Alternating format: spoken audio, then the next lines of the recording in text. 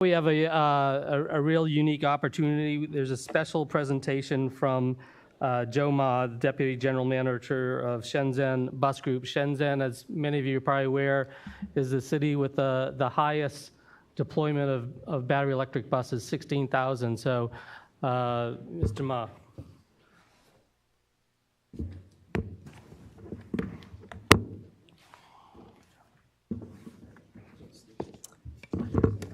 Thank you so much. Thank you.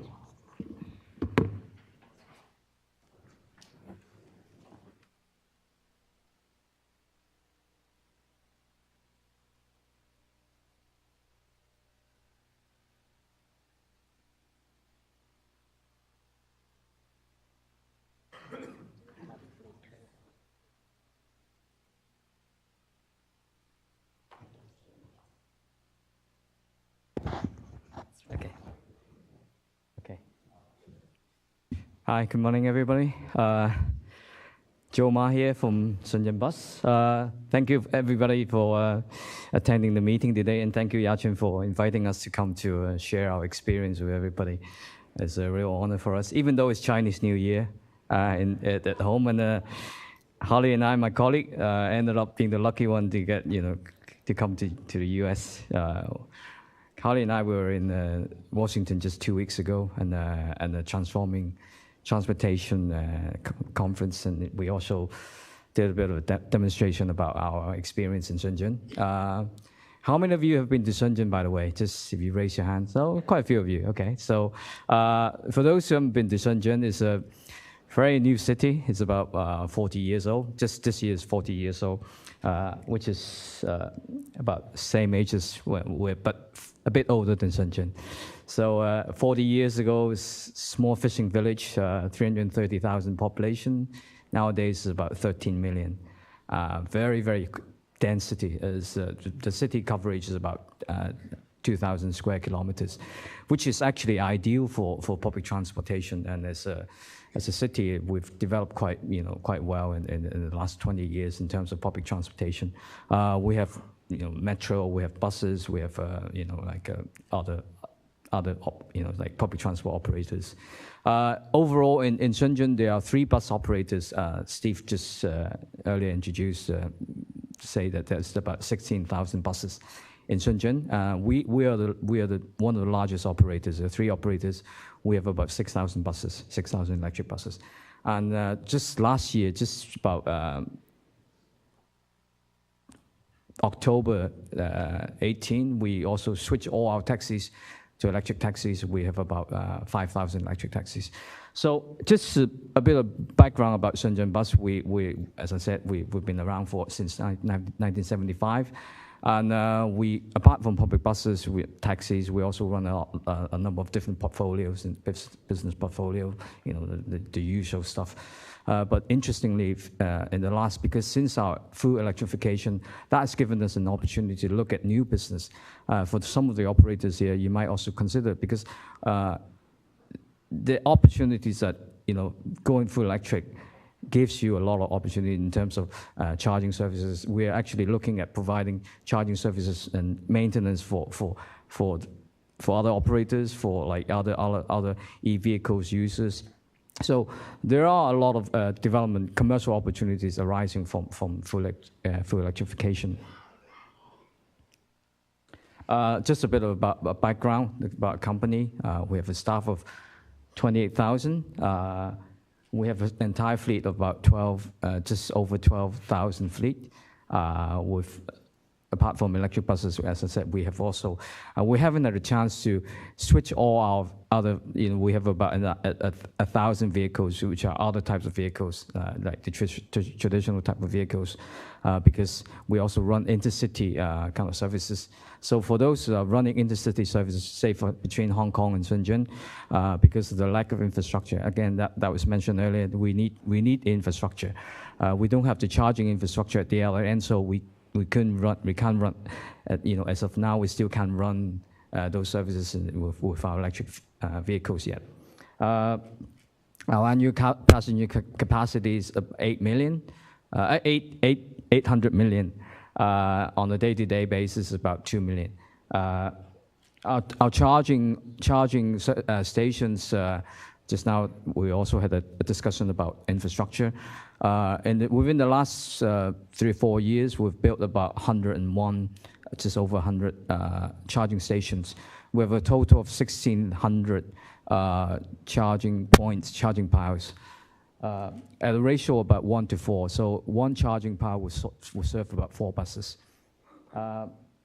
Depots I've just mentioned. We also run the smart travel card services in the company in Shenzhen.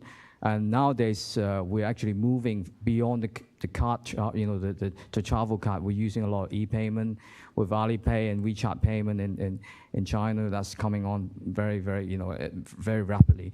And in fact, 90% of our passengers now are using either the smart payment, the e-payment, or the smart card. In terms of our electrification experience, we started really towards the beginning of 2010 in Shenzhen. In fact, in 2008, we started with some hybrid buses. We had about 100 hybrid buses, 10 hybrid buses. And by 2011, which is when Shenzhen held the university games, this is like a bit like the Olympic Games, but for university students. We deployed about 100, the first really real electric buses, about 100 of those. And by December 12, we had our China's first real full electric bus routes. In 2017, June 2017, we became fully electric. So this is about 2 years ago, we became fully electric, our entire fleet. In fact, I joined the company in 2015. As you can see from my title, I'm a general deputy manager, so I'm not a specialist in terms of some of the technologies. I was hoping to bring one of our technical guys to come to the meeting today, but unfortunately, as I said, there's Chinese New Year. Not many of them wanted to come. So with taxi, we're also the first company in the world to become fully electric. We have about 5,000 electric taxis. How we started it, in fact, is partnership. When we started deploying the electric taxis, we set up a joint venture company with BYD. And we deploy some BYD was also, we make sure that we had somebody on board with us that can provide all the backup and the technology, and also the financial aspect, because this is also a major investment in getting the electric fleet. So by the end of last year, we completely changed our taxi fleet to electric. In terms of charging, we started in 2010. With the first comprehensive charging stations. As of now, we have about 1,600 charging piles over about 100 depots. And one of the tasks that have been given to us by the government, because the whole entire fleet of the 22,000 taxis in Shenzhen has been switched to electric by the end of last year. So one of the tasks was given to us by the municipal government is to build more charging facilities. So we're in the process of building about 6,000 charging piles throughout the city of Shenzhen.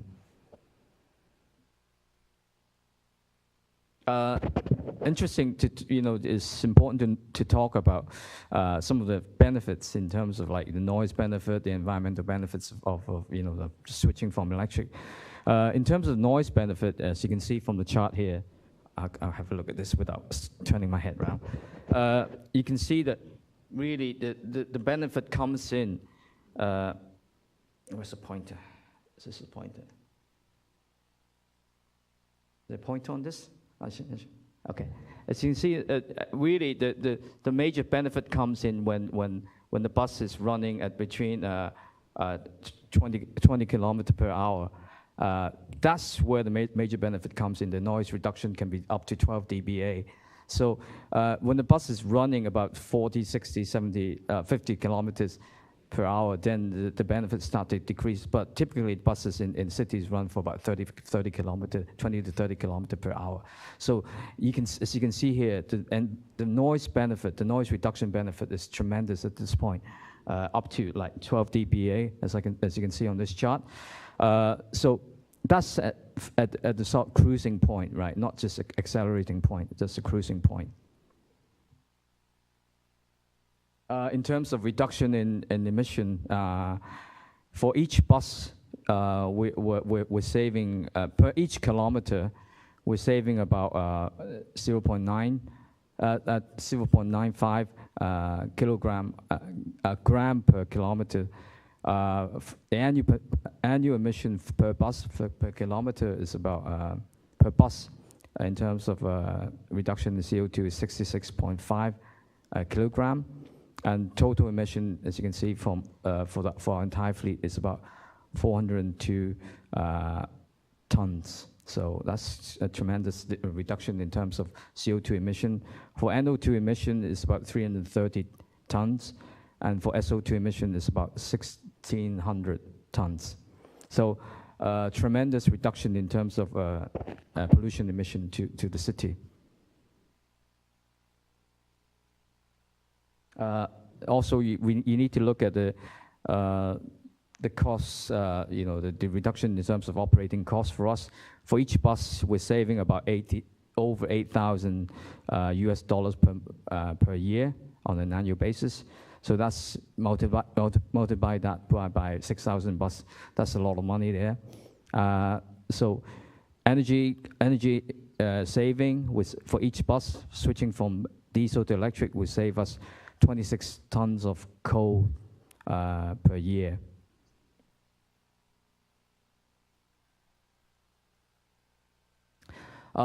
It's important to look at the institutional mechanism.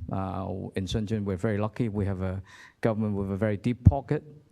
So they set up a plan for us to switch from diesel buses to electric buses. We're giving huge subsidies in purchasing the buses, and also in terms of the operation of the annual operation of the buses. We also get the subsidies if we run each bus for up to 70,000 kilometers per year. We get another operation subsidies. For Shenzhen, the key strategies is to, as I said, it's a city that is really suitable for public transportation. So the government puts a lot of effort and money into the public transport sector. And some of the things that some of the points here, buses and taxi fully electrified by 2020, and enacting the purchasing policy and operating policies, subsidizing large-scale infrastructure providers, and also at the same time imposing restriction on the purchasing of traditional vehicles. In Shenzhen, what the government does is nowadays, if you want to get a normal, like a traditional fuel kind of license, you have to. There's a lottery system, and you don't necessarily get it. So basically, if you want to get a license from the government, you have to put in a lottery, submit a bid in the lottery, like a lottery system. And if you get the license, then you have to pay another 60,000 RMB for the license. But if you're going to get a license for a green vehicle, for an electric vehicle, you get it straight away, and the licensing is for free. So to switch from switch from diesel or petrol to electric, you also need to put in the policy support to suppress the demand for the traditional vehicles. Going forward, we're working with a number of, because of the switch from traditional diesel buses to electric buses, that's given us an opportunity to change our whole entire fleet, to upgrade our whole operating system, the management system. And that's actually opened up a lot of commercial opportunities for us. We're working with BYD, we're working with DiDi, we're working with Tencent, which is like the WeChat payment. And we're working with other, like Huawei in terms of some of the technologies into the buses. And again, as I started at the beginning of the presentation, there's a lot of commercial opportunities that is opened up for, because of the switch from electric buses to electric buses. There's like e-payment, intelligent operation, like dispatch, real-time monitoring of the buses, charging infrastructure, providing for that in the commercial arena. We're also now looking at driverless buses, safety and automatic monitoring system, collecting of passenger information. So because of the switch from the old buses to new buses, we're able to install a lot of new technology and new sort of like the latest kind of e-payment system, charging facility system, and all that into our whole operation and business.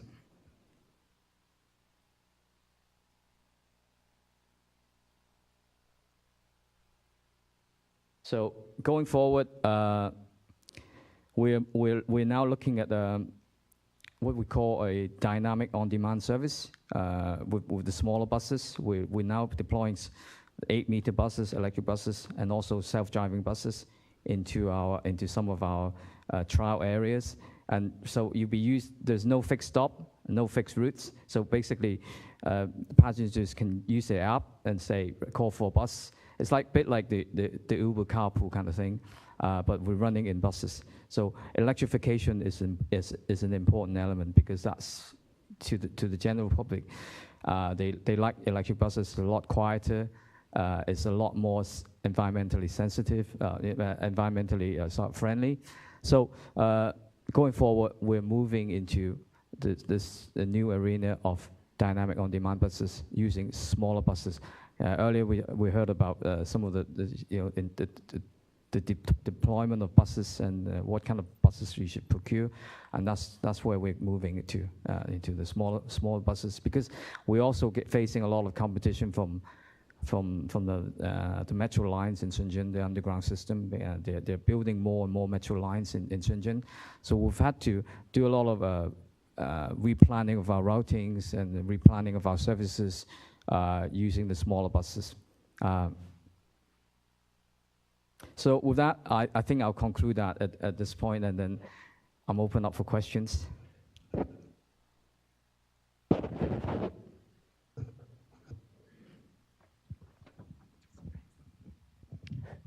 Hi, my name is Kim Okafor. I work for Trillium. This is quite impressive. I had a question regarding utility power. Do you have battery storage at some of the locations where your chargers are at? How do you manage or handle the power supply to the chargers? What we do in Shenzhen is that we don't have the spare batteries in the depots, because the buses are fit with the batteries, and we don't change the batteries, because the reason for that is because the changing of the batteries will affect the connectors. So we don't actually change the batteries. I was more talking about on-site energy storage. Okay. Do you utilize that? Yes, we do have. We're looking at. We're getting the power from the grid companies, but we also start looking at sort of storing some of the electricity on site. I don't know the term in English, but we call it like a flexible charging storage system, because typically in Shenzhen, the nighttime electricity is a lot cheaper than the daytime. The daytime electricity cost is about 20 cents US dollars per unit, and the nighttime electricity is 1/5 of that. So what we do is we try and store up some of the, like charge up some of our charging charging piles, so they can be the nighttime electricity can be released during the daytime. But what we do is we also, the way, because the nighttime electricity is a lot cheaper, so what we do is we charge our buses at nighttime. We try and do no charging during the daytime. Typically, some of our routes are about 200 kilometers per day, and so if on a full charge, a bus has a range of about just over 230 kilometers. So for most of our routes, a nighttime charge will allow them to run throughout the daytime. But for some of the routes that are longer than 230 kilometers, they have to come back at lunchtime for a quick charge. And that's when we use the store up electricity to charge the bus. Yeah. Thank you. Mr. Daljit Bawa from Ballard Power System, the fuel cell company. Congratulations on your leadership role on the electrification of all your transportation in city of Shenzhen. It's very, very impressive. As you are aware, in fact, that the subsidies on the battery electric are going away, and China government is, basically giving a lot of subsidies on the fuel cell side. So what's your viewpoint on adopting fuel cell technology in the city of Shenzhen? We haven't looked into fuel cell, to be honest. That was something that in China, with sort of the central government policies, decided to go for electric, and so we haven't, fuel cell is not something that we've looked at. Yeah. Maybe it is time we should start talking. Well, maybe, yeah.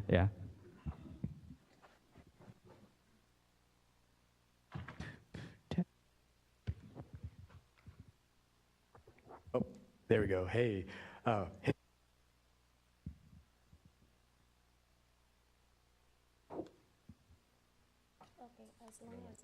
Okay, there we go. Hitesh from Olivine. We do energy modeling and electricity markets participation for anything, including electric buses. I'm kind of curious, in Shenzhen, do you have to deal with a demand charge? And then the second part of that question is, do you happen to know what your peak load is for the fleet during, say, a typical week? Wow. Yeah, sorry, I guess maybe if it wasn't the New Year.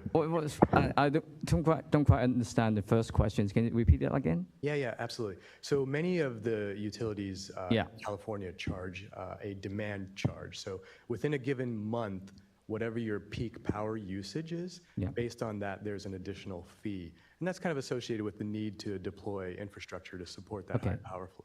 I'm just curious if you have to, if you get levied a demand charge. No, in fact, we in Shenzhen, it works the other way around, because we are seen as a major industrial user, so we get a concession from the grid company. We get cheaper electricity from the grid company. So once you reach a certain scale and size, we should start talking to the grid companies. And in fact, what we're doing is we're partnering with the grid companies to sort of like we say, right, because in China there are two major grid companies. In Shenzhen there are two grid companies, the national grid and the southern grid. And we're talking to them and say, right, we're major users, so you should give us concession. We should give us some discount. And in fact, a lot of what the grid companies are doing, the two grid companies are doing, is they're setting up charging service providing companies, providing charging services, because just to make use, since they're already providing the electricity, why not go into the industry of providing charging facilities? So for that first question, no. And for your second question, as I said, we have about each day we have to charge about 6,000 vehicles. The peak demand would be nighttime, where the electricity price is cheapest. Yeah. Maybe to sort of wrap up that question, about what power rate do you charge at those 6,000 vehicles? Right. Okay. For our charger, for each charging power, the maximum power is 240,000 kV. 240 kV. So it can charge a bus. What we do is at nighttime we plug in 4 buses with one charger, and they can charge 4 buses overnight, or they can charge 1 bus on a quick charge, which take about 2 hours. Yeah. Thank you. Hi. Good morning, Mr. Ma. How are you? Thank you. I'm good. Thanks. That's great. I'm Bit really jet-lagged. excited to come to your country, but I'm wondering, what does it cost to ride your services? And since you said earlier that you have a northern and a southern contract relationship with the electricity companies, are they also helping you with that expansion of building those other charging stations? The typical ride on Shenzhen is about 2 RMB, which is what? 2 RMB is less than it's about 10 cents or something, 20 cents or something like that. Yeah, so that's under 10 kilometers. So it's heavily subsidized. The government makes, make this a very, very conscious decision that public transport should be a commercial, community service. So we don't really earn a lot of money, like we get a lot of subsidies from government. That's why we have to look into other commercial kind of, opportunities, looking into all, some of the things I mentioned earlier. For your second questions about the grid companies, what we do is when we have a separation of professional responsibilities, we don't get the, we have charging service providers who will work on our behalf to go and negotiate with the grid companies to build the infrastructure for us. So we pay for the electricity, we pay for the charging services, but we're not involved in the construction of the grid of the charging facilities. So a lot of the grid companies are very, as I mentioned earlier, very, very willing to work with the charging service providers because they see this as a major commercial opportunities. So for some of our depots, we have to build a substation because of the sheer scale of the electricity is going through every day. So we have to have substations, and the substation would be constructed by the charging service providers. So that's how the way we work. Yeah. Hi, good morning. Good morning. Just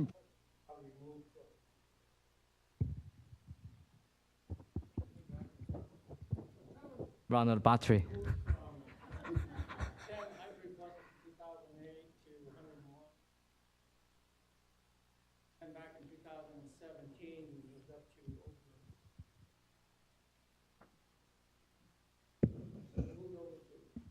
Hello? Okay, there you go. So,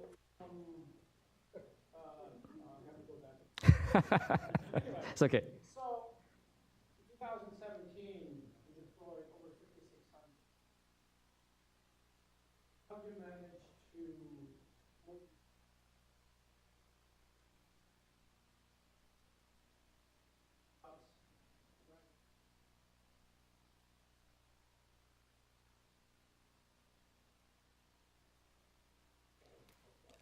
Yeah, I think that's again the previous the expert panel, Mr. Hingley, is it? Yeah, mentioned about purchasing the buses is easy. All you need is a deep pocket, and the difficulties arise when once you got the buses, what you do, and we were given we've actually had to.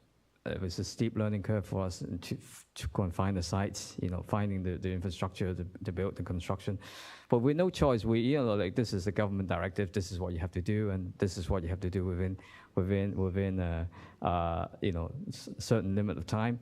And plus the subsidy size was a big carrot with the stick saying, right, so that gave us the incentive because for the buses, we buying the buses, we know that we're going to get a lot of subsidies, and we're going to get reduction in terms of the operation costs.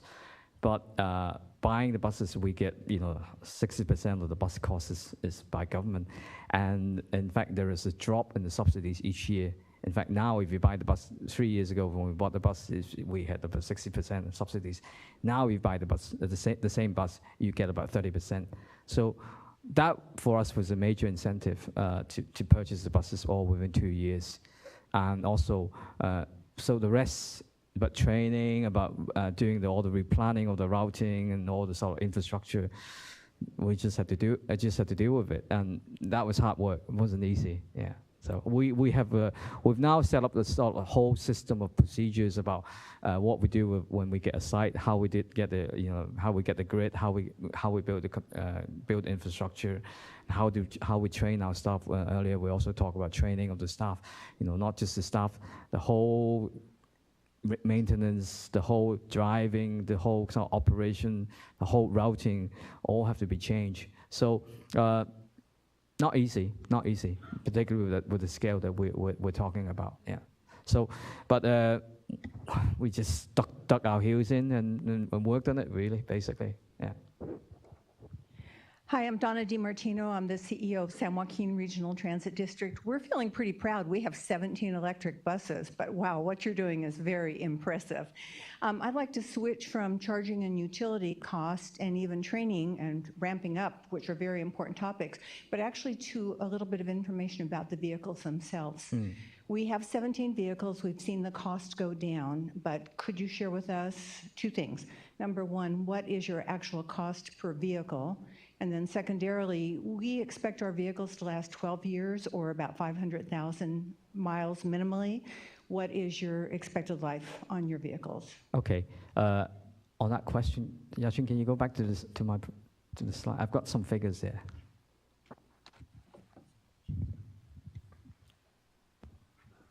Okay, answer your second question first. The life expectancy of an electric vehicle and electric bus in ShenZhen in China is about 7 years.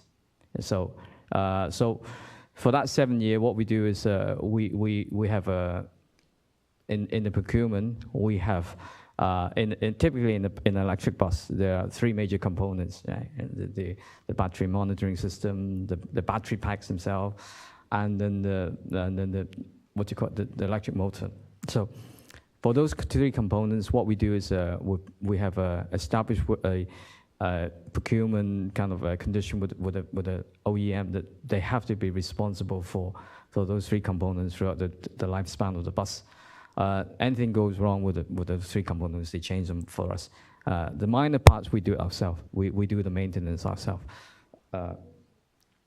In terms of sort of like the operating costs, I only have the I only have the diesel, the energy costs, right? If you compare a diesel bus, the annual cost is about 21,000 US, right? But in terms of the electric, it's about 12,000. So the other maintenance costs, I'm sure we've reduced quite substantially as well. I don't have the figures with me. I would say the maintenance cost would have been dropped by about over 50% because, because compare that with a diesel bus, there's a lot more parts, a lot more dirtier, and and as I said in my earlier, because the maintenance responsibility of the three major components are now with the OEM, so we've cut down tremendously in terms of the cost. Yeah. How about the upfront capital cost per bus? The upfront capital costs per bus is about typically about 270,000 US. Yeah. Thank you. Yes, Jamie Levin with the Center for Transportation and the Environment. What's the average size of a division? How's that? Is that better? Just shout. Yeah, I'll just shout it out. Yeah, just shout. So what's the average size in number of buses at one of your operating divisions? How much power do you have to bring into that division to charge those buses? And what happens if you lose the grid power? What's been your experience with service when your grid goes down? Well, I dread to think that will happen. No.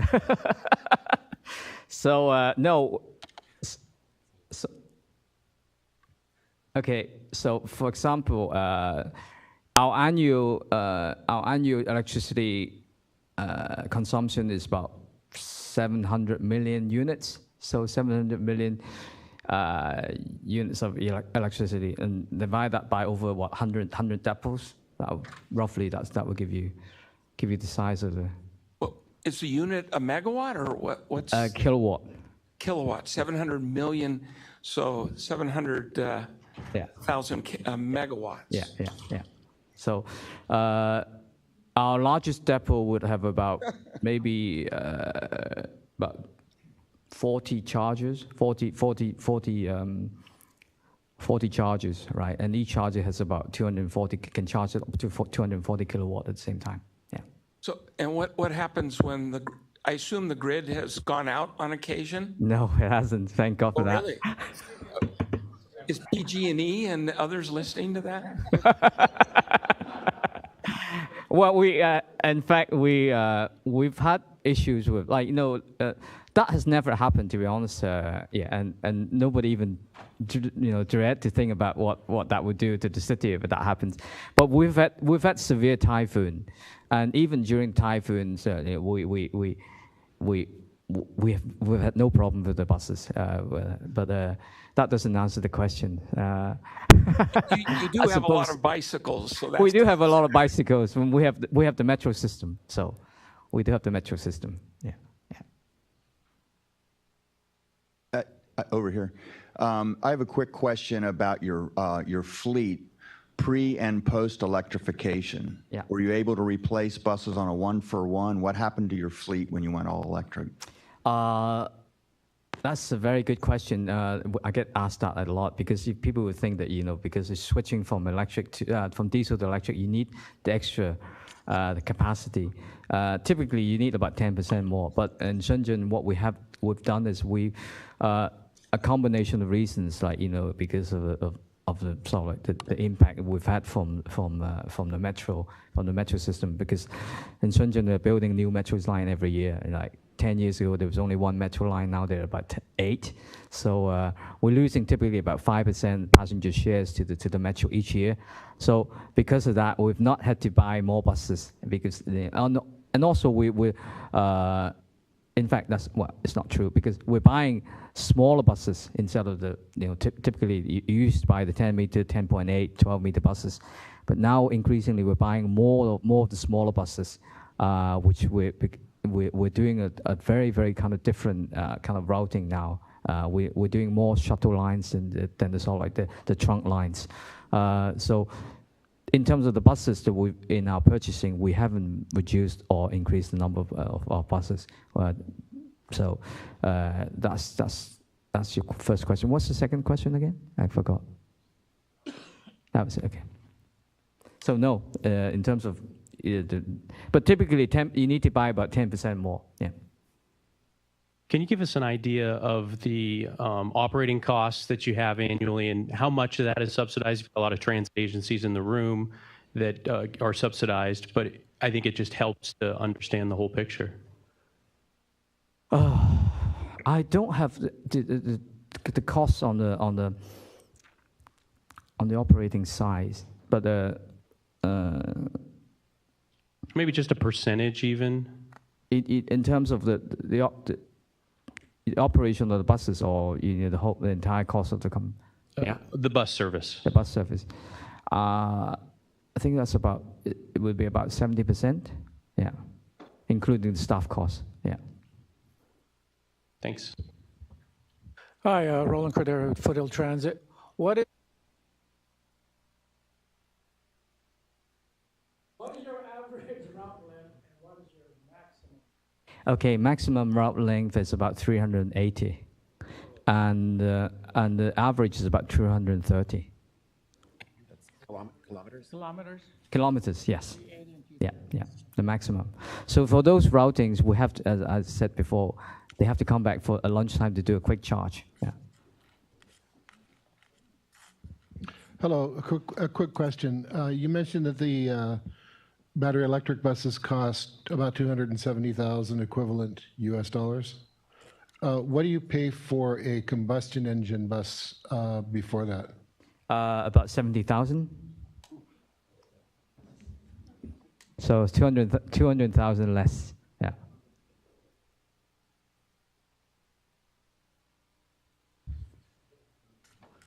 We are running out of time, so I think we're going to just take one more question. This goes to the lucky lady.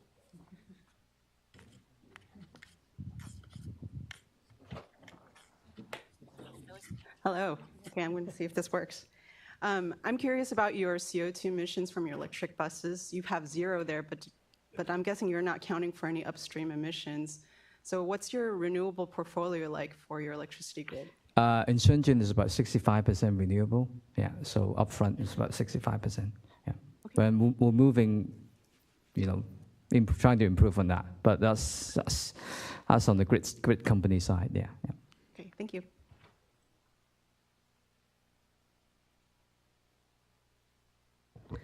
This is a great presentation, and let's give another round of applause to the Shenzhen Thank you. company. Thank you. So we are going to break for lunch, but just in case you haven't picked up your name tags, we still have a lot of name tags left on the table. Please go ahead to pick it up because you are going to need the name tag for the reception tonight to receive good stuff. And also we have a lot of exhibitors today, and also 7 zero-emission buses around our building. One of the zero-emission bus companies,